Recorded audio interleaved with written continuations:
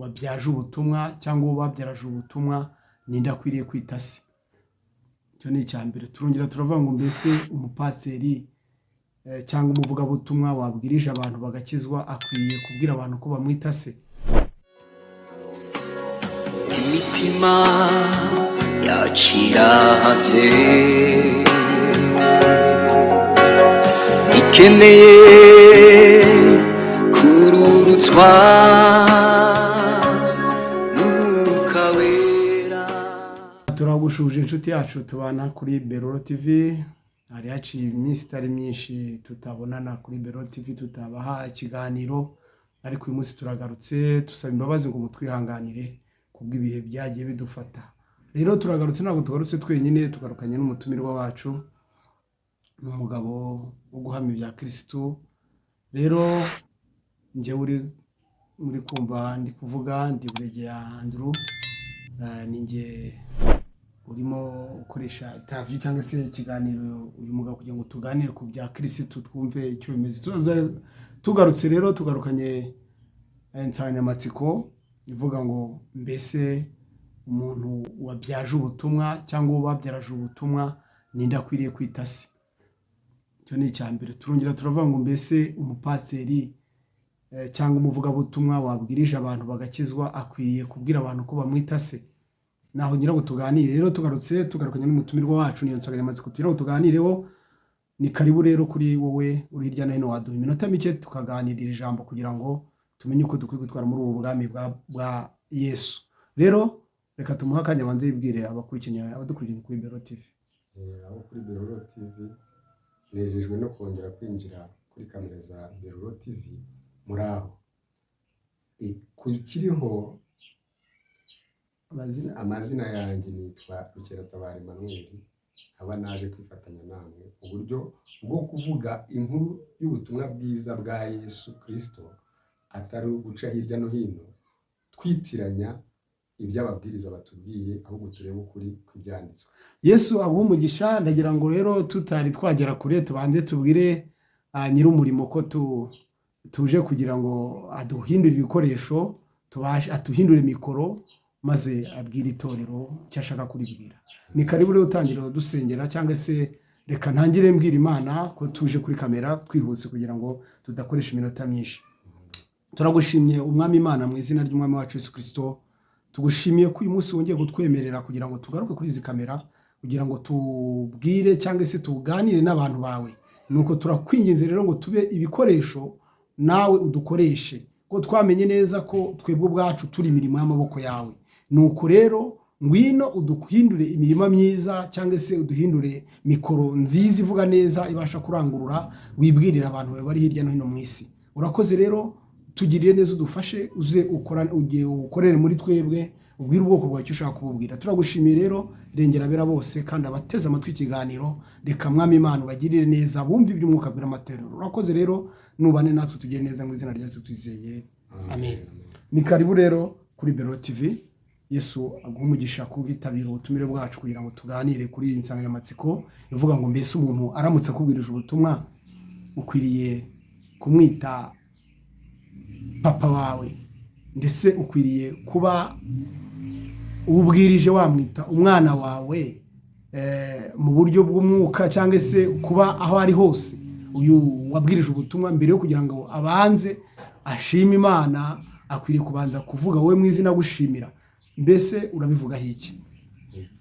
Wifashishije Bibiliya kugira ngo tubashe kugenda nk'abantu bari kuvuga ibya Yesu. Nicyo nshaka kugira ngo dukomerezeho. Aho kuri Beroro TV turamenyesha abantu bose bateze amatwi iki kiganiro tugiye gukora kugira ngo basobanukirwe inzira y'ukuri, noneho n'izindi nzira zitari iz'ukuri. Ariyo mpamvu tuje kuri izi kamera za Beroro TV. Ibyanditswe icyo bivuga bitwemerera yuko nta wundi dukwiriye kwita data igihe tugeze muri iyi nzira y'ubutumwa bwiza. Data aho tugira n'umwe, ari we watangije ubu butumwa mu kwitanga, ari we wandikishije ibyanditswe bitwemerera kubigenderamo tukazamura. Ariko turi mu kiganiro kugira ngo dusobanukirwe neza umuvugabutumwa urimo uvuga ibya Yesu aramutse abwirije abantu ubutumwa bwiza, akababwira ubutumwa bwiza bakihana bakizera bakabatizwa.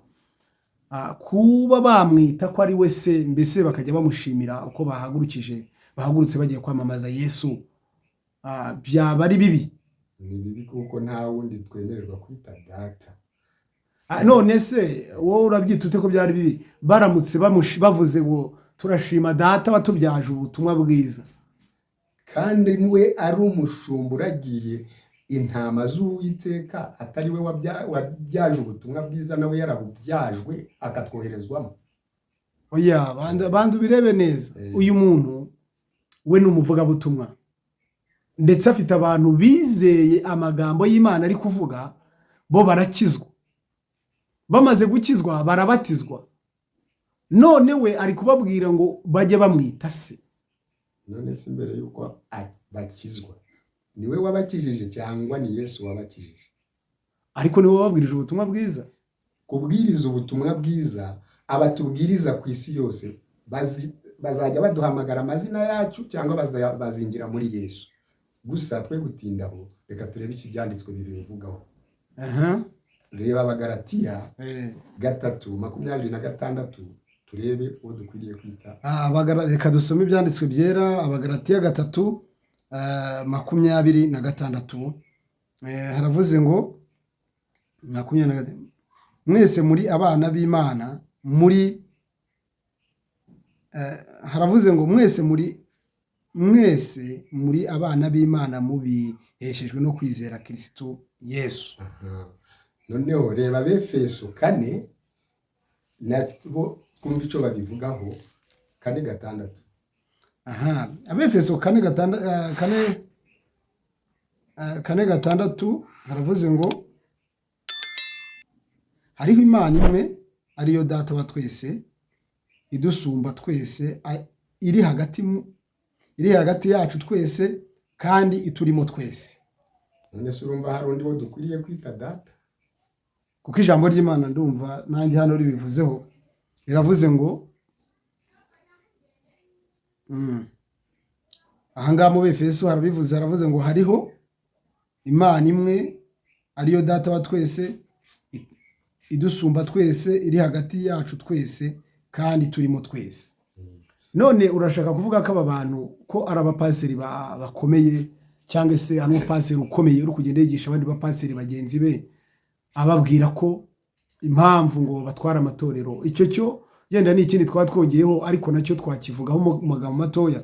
Uko impamvu imutera kwigisha abantu ngo babwire abantu niba abantu bajya bababwiriza, bajya mbere yo gushima Imana bajye babanza bashime bo bababwirije, bavuga mu mazina ngo ndashima data wambwirije ubutumwa bwiza witwa runaka, kuko ari umpaye no guhagarara imbere ye.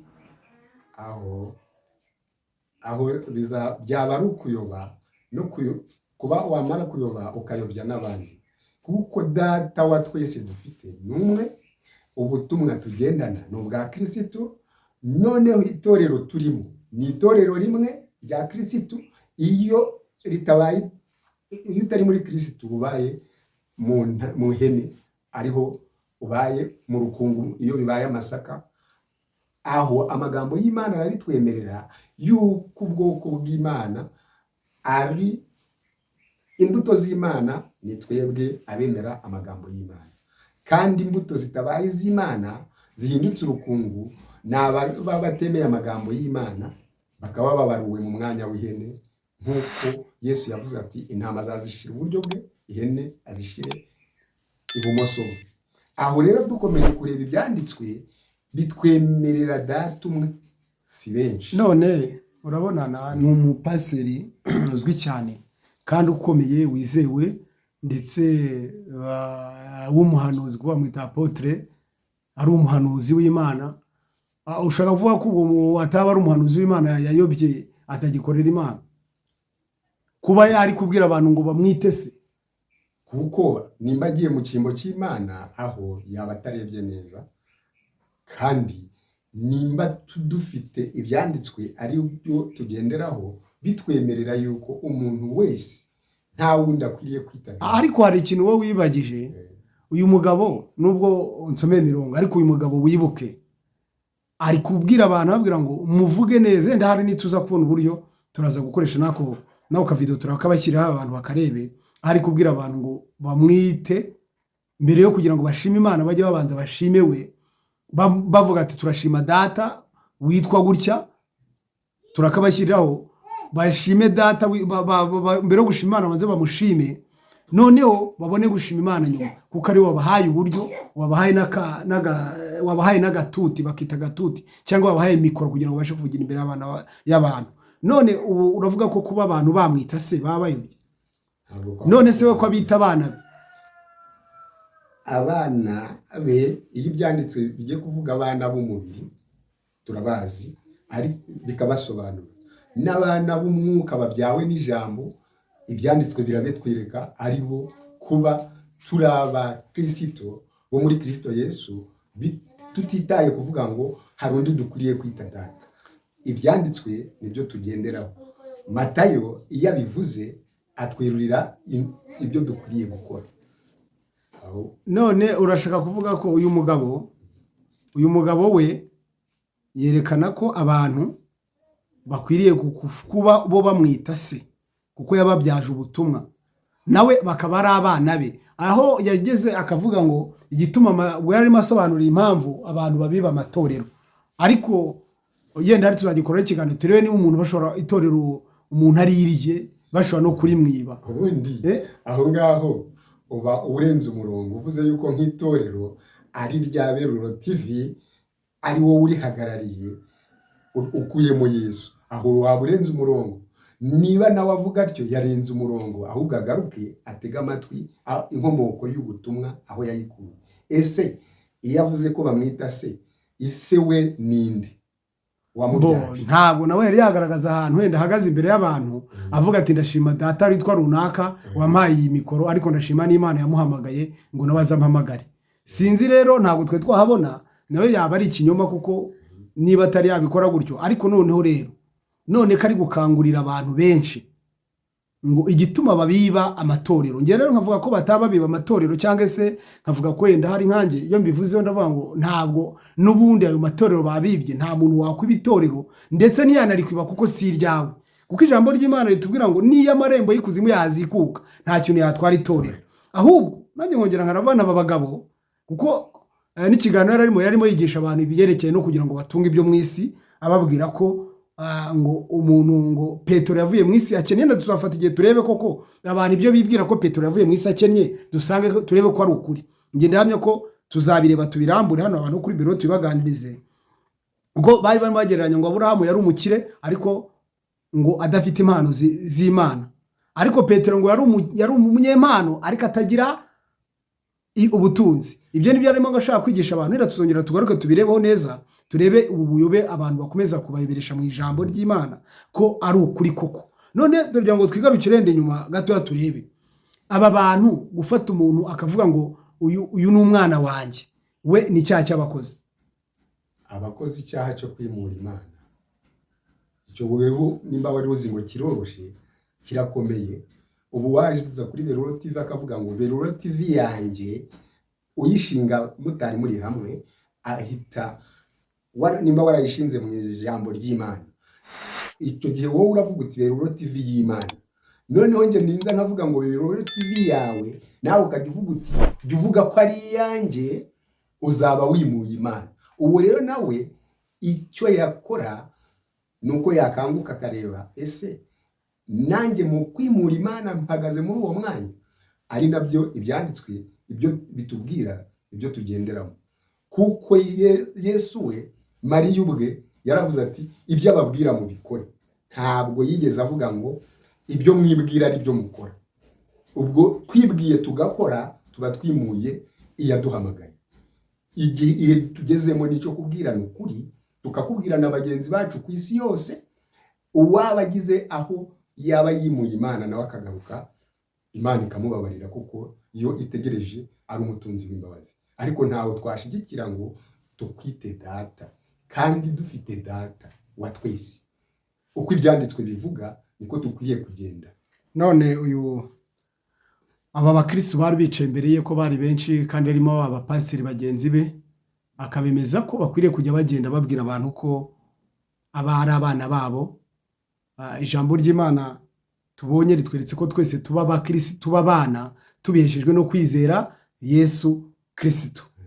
None we agaragaje ko abantu baba abana, twese turi abana kwa data, niko ijambo ry'Imana ritweretse. Kwa Yesu twese turi abana, none we ashatse guhinduka data.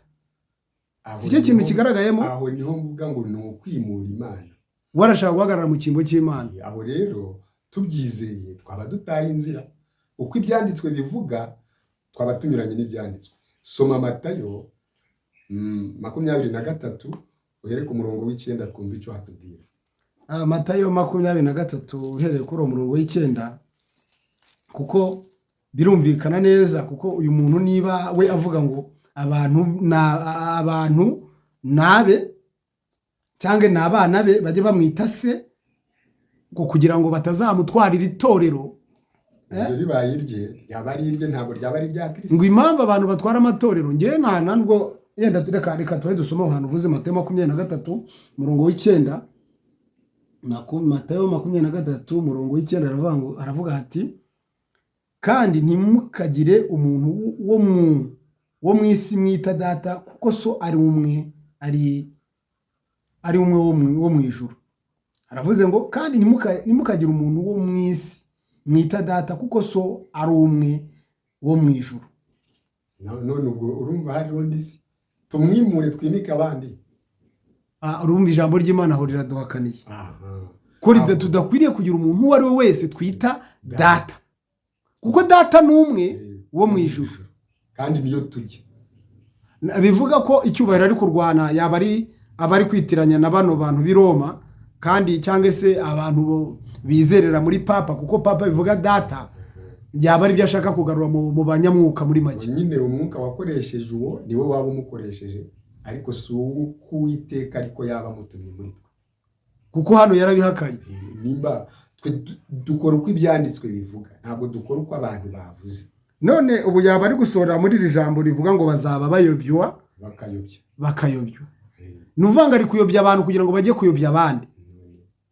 Cyaba ari ikibazo rero gikomeye. Cyaba ari ikibazo gikomeye niba we afashe umwanzuro kugira ngo ayobye abantu, ababwira ngo babite se. Kandi ni ikintu gikomeye ndi kubona ari bayikoberezamo, nuko atangiye kugereranya.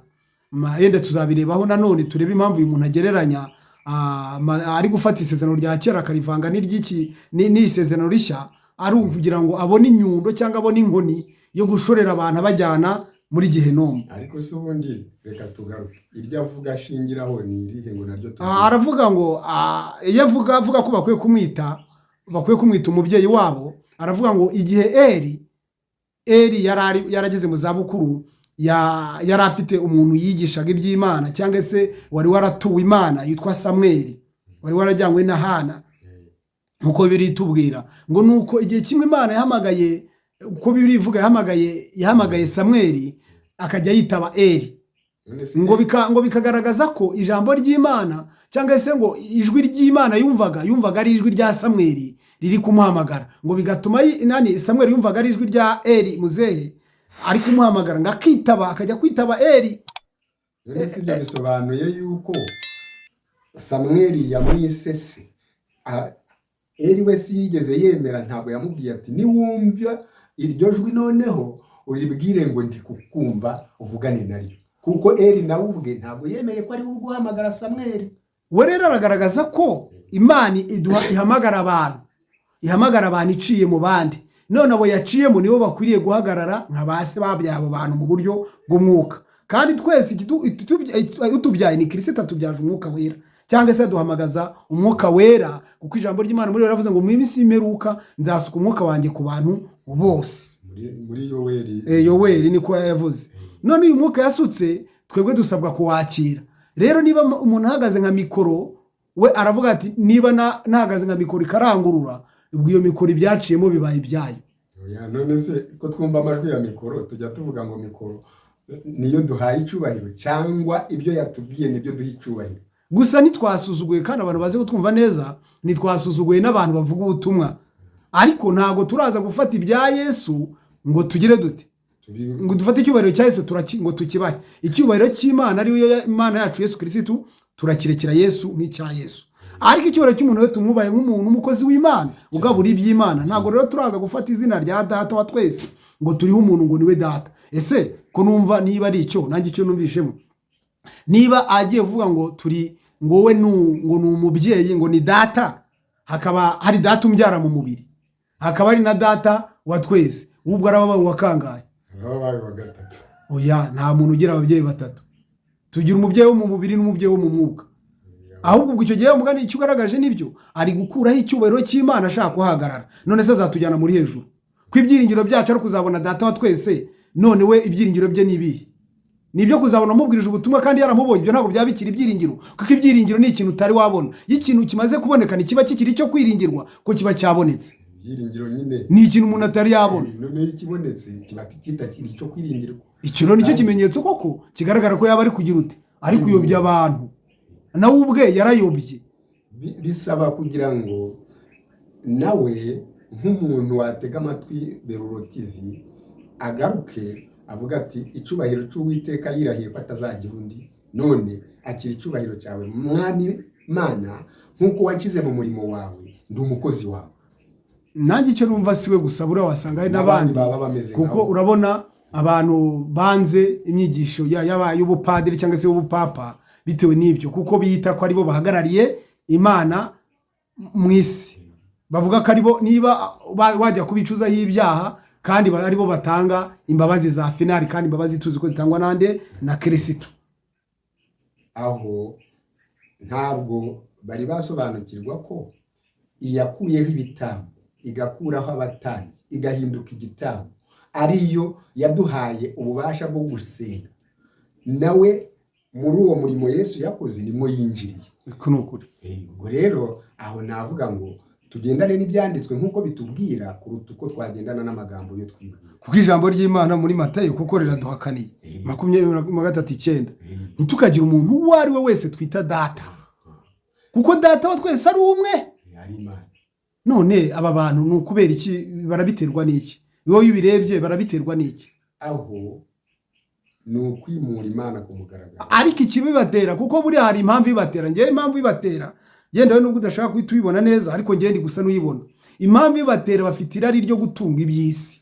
Nyine aho impamvu nyamukuru suko uwabateza amatwi n'amaso ye atabibona.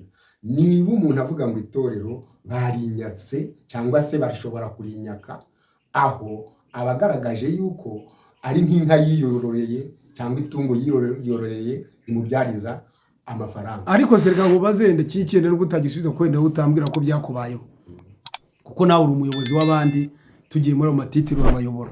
None reka nkubaze, iyo umuntu atinyuka kuvuga ngo bamwibye itorero ajya gusenga avuga ko itorero baryibye, aho niho mubwira itorero si nk'itungo bororera mu rugo ngo bararyiba abajura barijyana, kuko Kristo we ubwe yaduhaye kumukorera kandi gukora mu kazi kafite. Itorero ni irya Kristo, natwe turi aba Kristo. Noneho kuba dutowe ngo dukore umurimo wo kwegeranya intama za Kristo, ntabwo bivuze ngo duhindutse gutwara icubahiro cya Kristo. Aho rero muri make ni ibintu byumvikana. Abangaba bo baba birundanyije abantu bakabayobya, nk'uko abantu babatahura ko bari kubayobya bakabavaho, babavaho bakavuga ngo itorero ngo baryibye, ngo abantu bibye, ngo ukuri yo kushizwa ahagaragara, kuko abantu bose bo muri iyi minsi n'uwuyoboye arareba. Noneho mu byo areba nasoma ibyanditswe ntibihure n'ibyo wamubwiye, ameze nk'abiberoya atarangaye nk'abitesalonike, ntabwo mwagendana. Uko rero niko kuvuga ngo ubwo bakwibye itorero kandi ari ukuri kwatwaye abagenzi, kuko abagenzi babona ko nta hantu uri kubajyana. Ubundi abagenzi bo icyo bashaka ni ukuri, kandi ukuri yo gutwara umuntu yicaye muri uko kuri kukamugeza ku mwami. Noneho umwami kuko ari we nyiri itorero, iyo amaze gusoma ibyo wamubwiye, noneho wowe agasanga wamubwiye ibyawe atari ibya Kristo, arakubwira ati noneho cukwawe nanjye ndacukwanjye. aho niho bakura ijambo rivuga ngo bamwibye ngo itorero. babibye amadini. Oya ni itorero bavuga ko ari itorero nawe uvuga ko bamwibye idini. Oya idini ntabwo yakwirirwa rivuga ko barimwibye, aravuga ati banyibye itorero ryanjye bararitwaye. Ese ubundi iryo torero rye ni iry'ababyinnyi. Oya ubundi iryo jambo itorero Ni abatoranijwe. ni abatoranijwe, ahubwo dutoranwa mu buryo bwinshi. Cyokora se rishobora kuba ari itorero rye atari irya Kristo. Ibyo nabyo Iryo biba ni irya ariko irya Kristo ntibishoboka. N'amarembo y'ikuzimu niyo yahaguruka ntacyo azaritwara. Ariko ubundi mu buryo njye nkurikije Bibiliya, nta nubwo biriya abantu dukora cyangwa se twibwira ariko kuri, niba abantu bari kumwe ari abantu 1000 cyangwa ari abantu 100 hakavamo kimwe cya kabiri kikajya ahandi kubwiriza ubutumwa bwiza, ntabwo iryo torero wavuga ngo baryibye, ahubwo ubutumwa bw'ubwami Imana bukomeje kwaguka. Kandi noneho hari icyo dukwiriye kumenya mu gihe tugezeho muri iyi minsi, aricyo navugira kuri Beruro TV, nkiri kuri kamera za Beruro TV, nterurira abantu bose yuko amarembo dufite ari abiri, nta rya gatatu ririho. Iyo utari mu Mana na hano twicaye, uba uri muri Satani hano twicaye.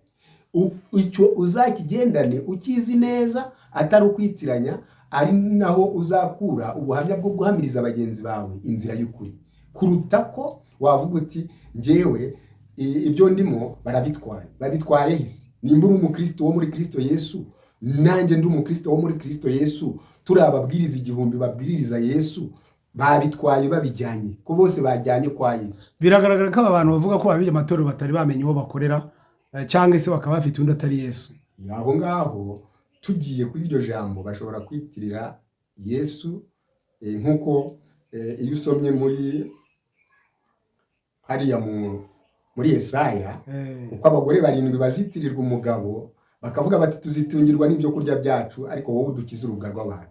Ubwo abo bagore babaye 7 bari kwitirirwa ibyo, ntabwo baba babaye umugore w'isezerano. Kandi umugore w'isezerano ni itorero ry'Imana.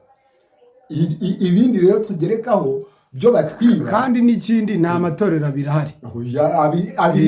Abiriyo arahari rya Satani n'iry'Imana. Oya ndavuga ibyerekeye vango nguriya ngo itorero yaryibye ngajya kurikoreshereza ahandi. Ngo none ngo ibintu byakomeye ngo itongo zigagosha ngo itorero ryanjye ngo baryibe pasi. Ngo itorero ngo baryibe ngo nukunsengera ngo itorero rikagaruka. Oya ubwo reka turebe nimba dushaka icyitegererezo, turebe n'ubwami bw'isi yo buyoboye, Chayimani na Perezida baba bakorana, ari ababwiriza igihugu cyangwa ari abakorera igihugu. None natwe nimba turababwiriza babwiririza Yesu, nta mpamvu yo kuvuga ngo ubwo hariho Beruro TV n'izindi channel ngo hari ngo bari ngo bari kwiba ngo abantu b'Imana. Oya, ahubwo twese turi abakozi bakorera umwami bashushanya, abarimo aba mu gitondo n'abandi mugoroba, bose bakazahembwa ibyo isezerano ry'umwami wacu yadusezerana. Ari byo Paulo kandi yavuze ngo umwe arabiba undi akavomerera undi. Ariko aho ngaho ugiye aho ngaho wajya mu Bakorinto ugasanga Paulo ibyo byabagaho, bamwe bitwa ba Kefa abandi ba Paulo. Noneho Paulo warabaza ati mbese Kefa ni iki nangwa njyewe ni iki? None twese ko turabizera bafite uwo twizeye, umubibyi n'umubagazi ntaho batandiye mu murimo. Ari byo umuntu nyine abo ngabo bari uvuga ngo njyewe ngo data wanjye ngo yitwa runaka, ngo cyangwa ngo pasiteri wanjye yitwa runaka. Kandi aho kugira ngo ngende umukristo wa Kristo n'ahandi ndi guhamya ibyo uwambambiwe cyangwa se uwamfiriye akajya guhamya iby'umuntu. Ya ubwo aho arega ijambo ry'Imana rirabyerura neza, riravuga ngo bansengera ubusa kuko inyigisho bigisha ari amategeko y'abantu. Iyo bibaye iby'abantu uzamenye ngo niho uzabona bamwe bavuze bati no, ntabwo tuzagaruka kuri Beruro TV kuko yabaye yaburegeya itakiri y'Uwiteka. Ariko igihe cyose bazasanga ubutumwa bwiza bubwirizwa ari ubw'ubwami, bazavuga bati Beruro TV ukingura urebe kuri channel zayo, witegereze urebe ababwiriza bazaho baba batubwira ibyo Uwiteka atari kutubwira ibyabo. Rero dusoza ikiganiro kugira ngo minota yacu cyangwa se cye gukomeza kuba kirekire cyane, uratanga inama ku inama cyuha bano ngira ngo utanga inama kuri aba bana bijejwe n'uwababwirije ndetse n'aba bavuga butumwa babatije abantu. buriya rero nta nama iruta ibyanditswe icyo bivuga, kuko nimba ibyanditswe bitubwira ngo ntihakagire uwundi wo twita data, ubwo iyo ni inama isoje, kandi naho twatangiriye hatwemerera yuko twabyajwe ubutumwa bwiza turi abakirisitu. ubwo ni ukuvuga ngo biba bitwemeza yuko nta rindi ririho, niyo waba warabyajwe ubutumwa mu buryo bucyamye, usomye ibyanditswe uragaruka mu murongo uvuga uti Uwiteka ndambuye amaboko, njye sinshoboye, ahubwo wowe ushoboye unshoboze, kuko ari weho wancunguye umfiriye. aho rero nkaba numva nabararikira kwinjira muri Yesu kuruta ibindi byose dusengera Imana mu izina rya Yesu. aho reka dusenga Imana.